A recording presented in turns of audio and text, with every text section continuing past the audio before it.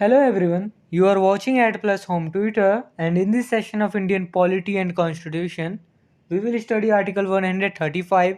तो शुरू करते हैं बिना किसी देरी के।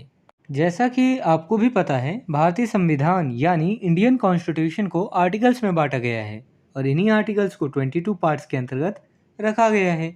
इसी 22 पार्ट्स में से 5वें पार्ट में द यूनियन के बारे में बताया गया है, जिसके अंतर्गत आर्टिकल 52 से लेकर आर्टिकल 151 तक के सारे आर्टिकल्स आते हैं। यहाँ हम बस आर्टिकल 135 पर चर्चा करेंगे। देखिए, आर्टिकल 135 पार्ट 5 के चैप्टर 4 से रिलेटेड है। चैप्टर 4 जो है बेसिकली द यूनियन जुडिशरी के बारे में बताता है। यहाँ मैं पहले कंटेंट को इंग्लिश में रीड करूँगा, फिर उसकी मीनिंग आपको हिंदी में समझाऊँगा ताकि आपको कंसेप्ट ज़्यादा से ज़्यादा समझ आ सके। Article 135 basically talk about jurisdiction and powers of the federal court under existence law to be exercisable by the Supreme Court. Article 135 में यह कहा गया है कि मौजूदा कानून यानी एग्जिस्टिंग कानून के तहत फेडरल कोर्ट के ज्यूरिस्डिक्शन यानी अधिकार क्षेत्र और पावर्स को सुप्रीम कोर्ट द्वारा प्रयोग किया जा सकता है। बेसिकली यहाँ पे इतना ही कहा गया है कि फेडरल कोर्ट के जितने भी क्षेत्राधिकार या फिर पावर्स हैं उनका प्रयोग जो है सुप्रीम कोर्ट के द्वारा किया जा सकता है।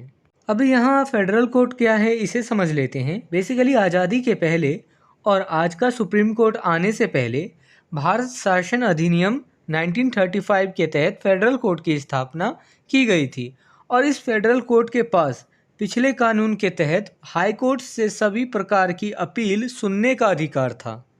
Until Parliament by law otherwise provides, the Supreme Court shall also have jurisdiction and powers with respect to any matter to which the provisions of Article 133 or Article 134 do not apply if jurisdiction and powers in relation to that matter were exercisable by the federal court immediately before the commencement of this constitution under any existing law.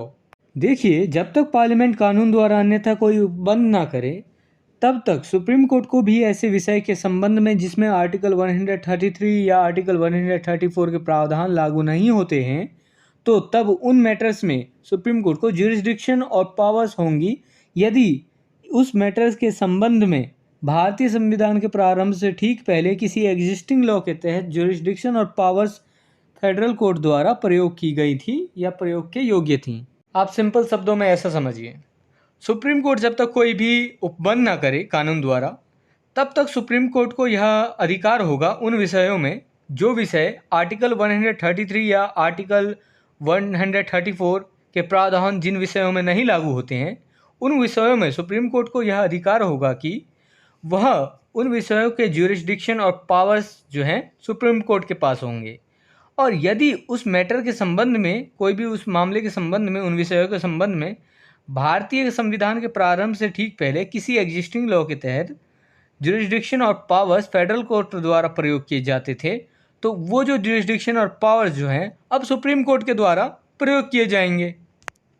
If this video is helpful for you, then please like and share this video, and if you want see some more these type of videos, then subscribe the channel and click the bell icon and select the all option for upcoming videos.